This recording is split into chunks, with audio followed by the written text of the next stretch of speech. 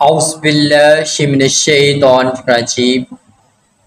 بسم اللہ الرحمن الرحیم اللہم صلی علی سیدنا مولانا محمد وعلی آل سیدنا مولانا محمد وبارک وسلم علیہ۔ اللہ کریم کے مقدس اور بابرکت نام سے شروع جو بڑا مہربان نہایت رحم والا ہے۔ تمام تعریف و کمالک، تمام حکمت و کمالک، تمام دانائیوں کا مالک، تمام بادشاہت کا مالک، تمام احسانات کا مالک۔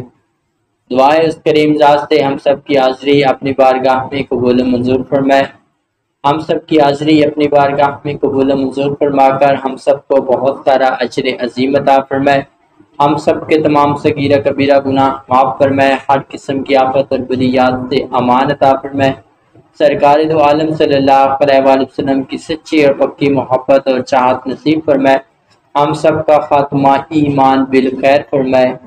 آمین یا رب العالمین۔ آج کا خاص عمل ان سب افراد کے لیے جو بہت ساری جائز حاجات اور تمناؤں کے پیچھے دن رات محنت کرتے ہیں مگر وہ حاصل نہیں کر پاتے، ناکام ہو جاتے ہیں، بہت زیادہ حد تک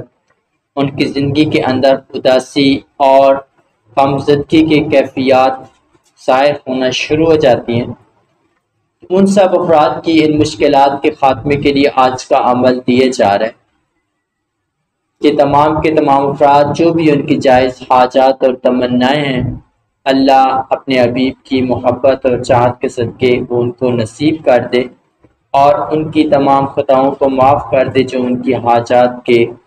پورا نہ ہونے کی وجہ بنی ہوئی ہیں اور ان کی زندگی کے اندر مختلف قسم کی مشکلات اور تکالیف کا باعث بن چکی ہیں۔ تو اللہ پاک کی ذات ان پر اپنی رحمت اور اپنا کرم نازل کرے، آمین یا رب العالمین۔ سب سے پہلے ہم جانیں گے جائز حاجات پوری کیسے کی جا سکتی ہیں۔ ہم میں سے بہت سارے لوگ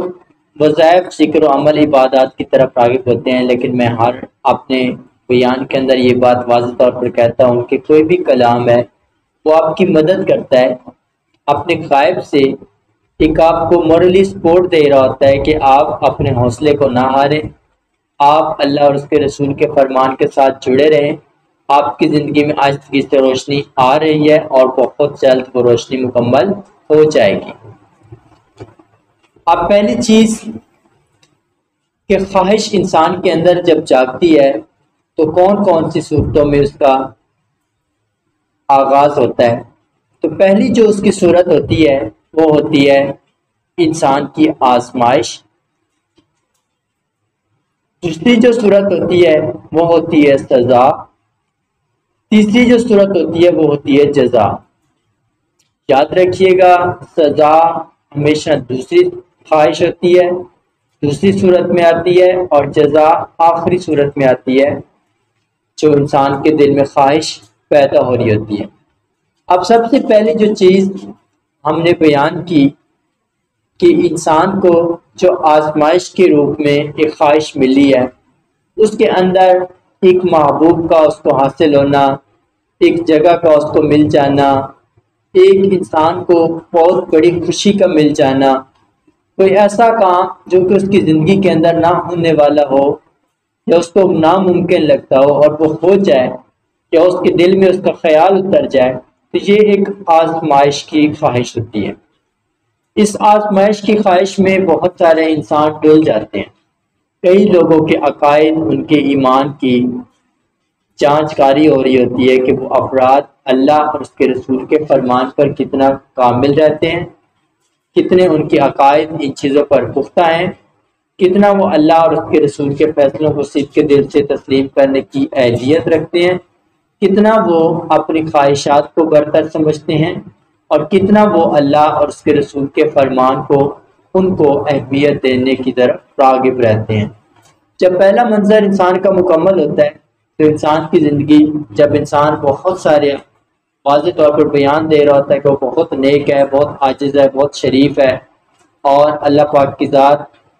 اس کو اس کی عاجزی کے عوض آزما لیتی ہے، یہ دیکھنے کے لیے کہ اس انسان کا جو تقوی ہے، جو عقیدہ ہے، وہ کتنا میرے اوپر ہے اور کتنا کائنات کی چیزوں کے اوپر ہے۔ تو ایسے افراد جو بہت معصوم ہوتے ہیں، بہت کم حد تک وہ افراد اپنے عقیدے پہ اپنے آپ پہ قائم رکھ پاتے ہیں۔ موسٹلی افراد دنیا کی عیش و عشرت جیسے ان کو ارد گرد سے دیکھنے کو ملتی ہے تو وہ اس میں گھس جاتے ہیں، تو جس سے ان لوگوں کی جتنے محنت ہوتی ہے، جو ان کی عاجزی ہوتی ہے، جو ان کی کوششیں ہوتی ہیں، سب بے ذائقہ ہونا شروع ہو جاتی ہیں۔ اب دوسری منظر آتی ہے سزا کے روپ میں۔ اب سزا کے روپ میں جب ایک انسان کسی کو بہت تنگ کرتا ہے، کسی کی دکھ کو بڑھاتا ہے، کسی کے لیے مشکلات کھڑی کرتا ہے،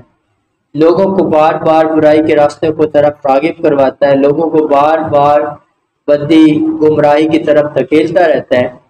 تو اس انسان کو کوئی خواہش اللہ پاک کی ذات دیتی ہے جو کہ اس کی پوری نہیں ہو پاتی، اور اس کے لیے وہ ترستا ہے، وہ تڑپتا ہے، وہ اس کو پانے کے لیے سب کچھ اجاڑتا ہے، تباہ کرتا ہے، ویران کرتا ہے کہ یہ خواہش مجھے حاصل ہو جائے، یہ چیز مجھے مل جائے۔ اگر وہ کسی کی محبت میں گرفتار ہے، کسی کے عشق میں گرفتار ہے، جو بھی اس کا زندگی کا نظام ہے، اللہ پاک کی ذات اس کو سزا کے روپ میں ہر جگہ سے ناکام اور سختی کے اندر راغب کر دیتی ہے، اور وہ انسان دن رات روتا ہے، تڑپتا ہے، ترستا ہے، اس کو اپنی منزلت حاصل نہیں ہو پاتی، اور اس کے بعد وہ انسان بہت زیادہ وحشیانہ حرکات کی طرف چلتا ہے، بہت زیادہ جرائم، بہت زیادہ خرابیاں اپنے اندر داخل کر لیتا ہے، کیونکہ اس کی خواہشات اس کو نہیں مل رہی ہوتی، تو وہ اللہ پاک اس کے کیے گئے الٹے اعمال کی بدولت اس کو یہ تکلیف پہنچا رہا ہوتا ہے۔ اب اگر آخری فیز کی بات کریں تو وہ آتی ہے انسان کے لیے جزا۔ جس رشتے کے اندر جزا کا کام ہوگا، اس رشتے کے پانے کے بعد آپ کی زندگی کے اندر اللہ اور اس کے رسول کی محبت بڑھے گی، آپ کو ہر طرف رب کریم کی سچی اور پکی چاہت کا احساس رہے گا، آپ ہر وقت اس کے ہر عمل کے اندر بہت زیادہ حد تک توجہ کا کام کریں گے، آپ کسی قسم کے شر پسند کام سے خود کو بچائیں گے، آپ ہر وقت توبہ کے راستے پر چلتے رہیں گے، آپ کلام الہی کے بہت زیادہ پیروکار بن جائیں گے، اور آپ امت مسلمہ کے دکھ دردوں میں شریک ہو جائیں گے، اور جو ہم سفر ہوگا، جو چیز، جو خواہش آپ کو ملنے والی ہوگی، اس میں اللہ پاک نے کیسی برکت اور بھلائی رکھی ہوگی کہ آپ کو اس سے ہر جگہ پر رب کریم اپنی رحمت اور نگاہ عطا کرتا رہے گا۔ اب یہ انسان کی جزا والی خواہش ہے۔ اب ہم میں سے بہت سارے افراد ایسے ہوتے ہیں جو کسی مشکل میں امڑ جاتے ہیں، تکلیف میں امڑ جاتے ہیں، وہ رونا دھونا ڈال دیتے ہیں۔ یاد رکھیے، جب آپ کسی مشکل میں آ جائیں، کسی تکلیف میں آ جائیں، تو وہاں پر رونے دھونے سے بات نہیں بنتی، وہاں پر استقامت میٹر کرتی ہے، اور آپ جتنا اپنے رب کریم کی ذات پر کامل یقین رکھ کے دعا مانگیں گے، جتنا حوصلہ اور صبر کی کیفیت کو اپنے اندر داخل کر لیں گے، اتنا جلدی آپ اس آزمائش سے، اس سختی سے باہر نکل جائیں گے۔ اور اگر آپ رونا دھونا ڈالتے رہے، لوگوں کی منتیں کرتے رہے، کبھی کسی کی منت، کبھی کسی کی منت، لوگوں کی باتیں سنتے رہے، ان کے نخرے اٹھاتے رہے، اپنے جذبات ان پر مجروح کرتے رہے، یا ان کو اپنے جذبات سے کھلواڑ کرنے کا موقع دیتے رہے، تب تک آپ کی جب تک معافی نہیں ہوگی، جب تک آپ کے دل کو چین کی کیفیت نہیں ملے گی، تب تک کوئی بھی مدد، کوئی بھی نگاہ رحمت کے آنے کا امکان نظر نہیں آتا۔ اب آپ لوگوں نے کرنی ہے توبہ، کہ کس طریقے سے آپ نے توبہ کرنی ہے، تاکہ یہ عمل آپ جب کریں تو آپ کو جو آپ کی چیز کھوئی ہوئی ہے وہ اللہ پاک عطا کر دے۔ جب بھی انسان اپنی حاجت کے حصول کے لیے دعا کر لیتا ہے تو اس کے بعد توبہ ضروری ہوتی ہے۔ جب تک توبہ نہیں کرے گا تب تک وہ اللہ پاک کی رحمت اور اس کے کرم کو اس طریقے سے نہیں پا پائے گا کہ اس کی حاجت کے اندر اپنی نگاہ کرے اور اس انسان کو بہتر کے روپ میں وہ چیز مل سکے۔ اب توبہ کرنی ہے، 2 رکعت نماز نفل توبہ پڑھیں گے نماز عشاء کے بعد، اور اس کے بعد آپ نے 40 مرتبہ مسلسل آپ نے اللہ کریم کا مبارک نام، یا اللہ، یا رحمان، یا رحیم، یا سلام، یہ کلام آپ نے پڑھنا ہے 40 بار۔ پڑھنے کے بعد آپ نے دعا کرنی ہے۔ اس دعا کے اندر آپ نے رب کریم کی ذات سے اس چیز کا قول کرنا ہے، بات قائم کرنی ہے کہ ہم کسی قسم کی غلطی خرابی کے مرتکب نہیں بنیں گے۔ جب یہ آپ دعا کر لیں، اس کے بعد آپ اس عمل کو شروع کریں گے۔ 7 دن کا یہ عمل ہے۔ ہر نماز کے بعد آپ 41 مرتبہ کلمہ شہادت اور 41 مرتبہ آپ سورۃ اخلاص پڑھیں گے، پڑھ کر دعا کریں گے۔ جو بھی آپ کا ساتھی ہے، جو چیز آپ کو چاہیے، اس کا نام لے کر دعا کریں گے، کسی سے کوئی بات نہیں کریں گے، کسی کو اپنی خواہش کے بارے میں بتائیں گے نہیں، اور یہ عمل 7 دن کریں گے۔ جزاک اللہ۔